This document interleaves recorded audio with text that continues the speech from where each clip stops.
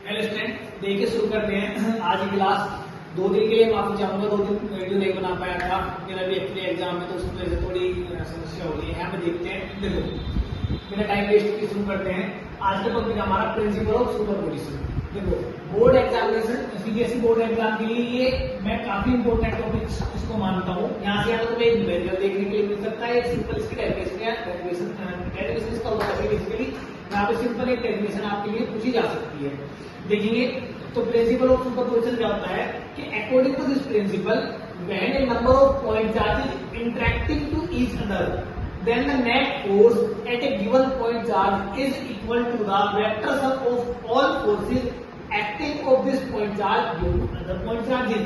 कहने का मतलब ये देखो, हमने कुलाम्स लॉ में पढ़ा था कि 2 पॉइंट चार्जेस के बीच में एक फोर्स ऑफ अट्रैक्टिव या रिपल्सिव लगता है। कैसे लगता है वो हमने देख लिया था। अब यहाँ पर अगर हमारे पास क्या है कि मान लो कि 2 पॉइंट से ज्यादा पॉइंट चार्जेज आ रहा है, ठीक है, 2 चार्जेस से ज्यादा चार्जेज आ रहा है, तो उस कंडीशन में क्या है कि प्रिंसिपल ऑफ सुपरपोजिशन का यूज करके किसी एक पॉइंट पर नेट फोर्स निकालते हैं। निकालते कैसे कि किसी भी एक पॉइंट को हम लेते हैं, उस पर अदर पार्टिकल से लगने वाले फोर्स का वेक्टर सम कर देते हैं, और वही वेक्टर हमारे पास क्या कहलाता है, प्रिंसिपल ऑफ सुपरपोजिशन कहलाता है। ठीक है, देखो यहाँ पर जैसे कि इस डायग्राम से समझते हैं। यहाँ पर हमने क्या लिया है, इस तरीके से यहाँ पर देखते हैं।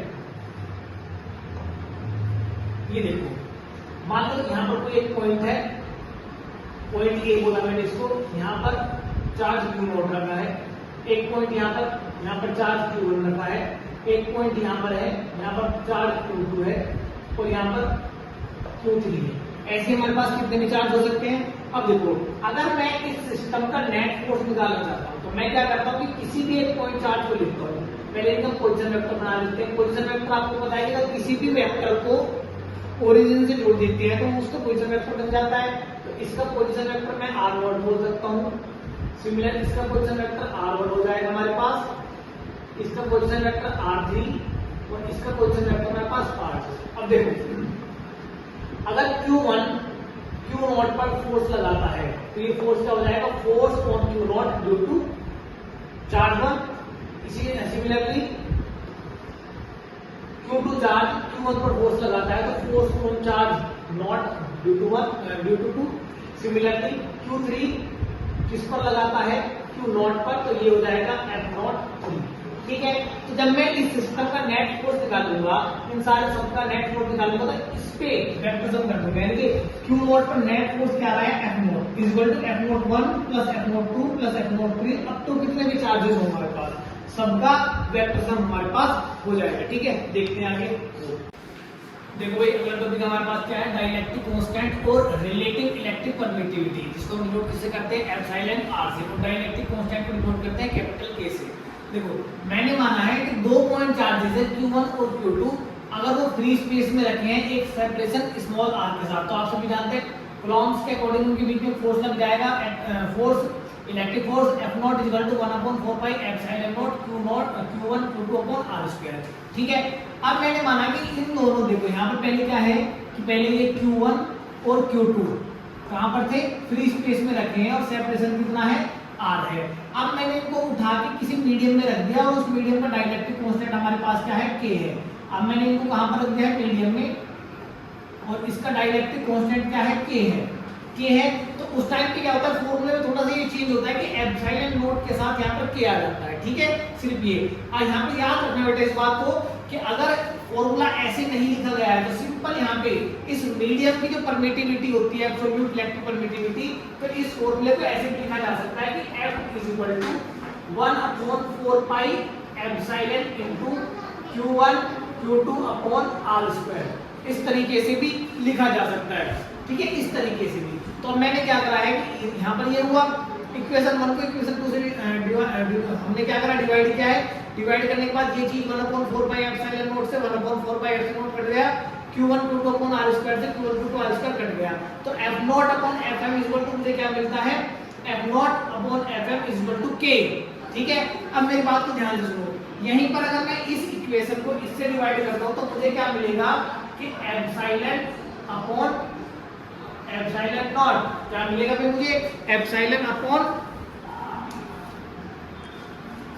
एप्सिलॉन अपॉन एप्सिलॉन नॉट, यहां तक मिलेगा, और इसको इक्वल टू क्या मिलेगा मुझे, epsilon R, that is relative electric permittivity. बात है समझे, और ये इसके इक्वल भी होती है हमारे पास, ये हमारे पास इसके इक्वल भी होती है। अब देखो बेटा ध्यान से, अब मैं अगर यहां से आपको बात करता हूं कि डाइलेक्ट्रिक कांस्टेंट, इसकी डेफिनेशन काफी पूछी जाती है। अगले पेज में मैं आपको डेफिनेशन दिखाता हूं, ठीक है, अगले पेज पे देखते हैं। देखो भाई डाइलेक्ट्रिक कांस्टेंट और रिलेटिव इलेक्ट्रिक परमिटिविटी की डेफिनेशन देख लेते हैं, और मैं कहता हूं कि ये बहुत ज्यादा इंपॉर्टेंट है, काफी हद तक पूछी जाती है आपके पेपर में, ठीक है, यहां पे ध्यान देंगे।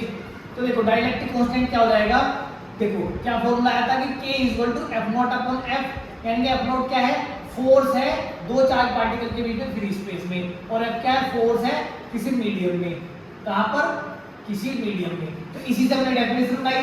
तो dielectric constant of any medium is defined as the ratio of electric force between two charges when they are placed in free space and electric force between same charges when they are placed in any medium, ठीक है, with same separation as in free space. ये कैसी quantity होती है बेटा, unitless quantity होती है। यहाँ पे देखते हैं ये क्या है हमारे पास, रिलेटिव इलेक्ट्रिक परमिटिविटी क्या आया था, epsilon upon epsilon not. Epsilon क्या है, absolute electric permittivity of medium, नहीं हाँ ठीक है मीडियम, और एप्सिलॉन नॉट क्या है कि absolute electric permittivity of free space. Definition क्या बनेगी, relative electric permittivity of any medium is defined as the ratio of absolute electric permittivity of any medium to the absolute electric permittivity of free space। Quantity कैसी है, unitless quantity है, ठीक है, क्योंकि same quantity को same quantity से हम divide कर रहे हैं, तो क्वांटिटी हमारे पास यूनिटलेस आती है। बहुत अच्छी बात है, ये हमारे पास यहाँ तक खत्म हुआ। बच्चों मैं आशा करूंगा कि इन वीडियोस को आप जरूर देख लें, क्योंकि यहाँ से आपको एग्जाम में काफी हद तक पॉइंट टू पॉइंट आपको मिल जाएगा, ठीक है। ज्यादा अगर हमारी वीडियो अच्छी लगे तो वीडियो को लाइक करें, शेयर करें और सब्सक्राइब बटन दबाएं। Thank you.